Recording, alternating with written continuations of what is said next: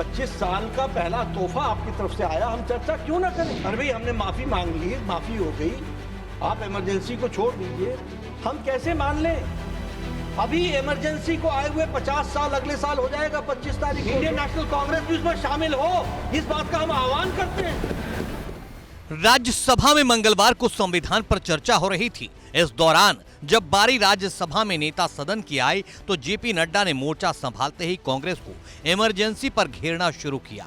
JP Nadda बोले, देश की आजादी के 25 साल बाद ही कांग्रेस ने देश को इमरजेंसी का तोहफा दे दिया, हम कैसे भूल जाएं? हमारे आदरणीय खरगे जी अब कहते हैं कि हम इमरजेंसी की चर्चा करते हैं। भाई, आपने 25 साल में ये तोहफा दिया संविधान में, 25 साल का पहला तोहफा आपकी तरफ से आया, हम चर्चा क्यों ना करें? आप कहते हैं कि अब कल अभिषेक मनु सिंघवी जी कह रहे थे, अरे भाई, हमने माफी मांग ली, माफी हो गई, आप इमरजेंसी को छोड़ दीजिए, हम कैसे मान लें? अभी इमरजेंसी को आए हुए 50 साल अगले साल हो जाएगा 25 तारीख को, लोकतंत्र विरोधी दिवस मनाएंगे।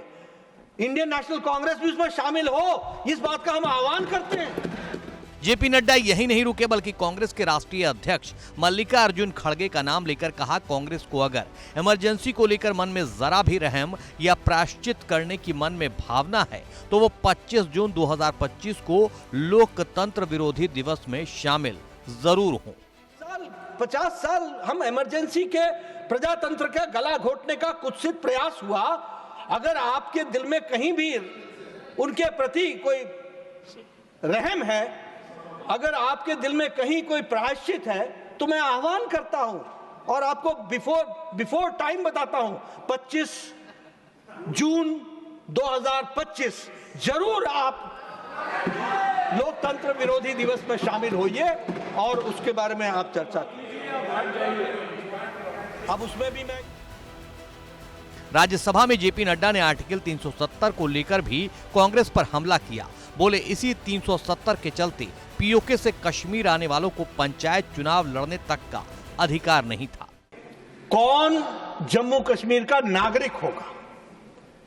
Who will be this state citizen? और जम्मू कश्मीर के दृष्टि से उसी को नागरिक माना जाएगा जो 1944 के पहले रहा करते थे।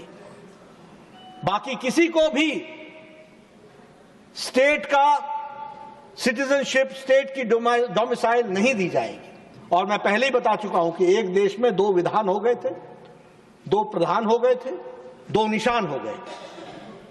तो एक काम दिया प्रधानमंत्री जवाहरलाल नेहरू जी को, और वह हम सबको धारा 370 के रूप में देखने को मिला और पिछले दरवाजे से 35A देखने को मिला।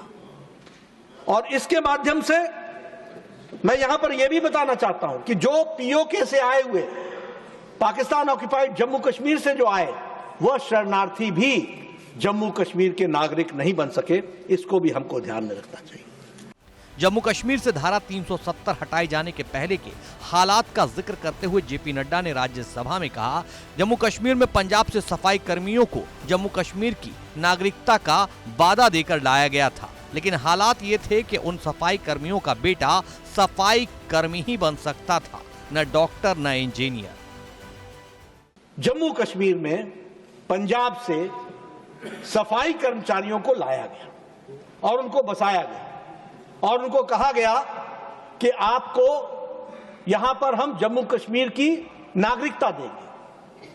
आप आश्चर्य करेंगे उपसभापति जी कि उनको इतने सालों तक सिर्फ सफाई कर्मचारी की ही नौकरी का अधिकार था, बाकी उनका बेटा न डॉक्टर बन सकता था, न इंजीनियर बन सकता था, न वो एडमिशन ले सकता था।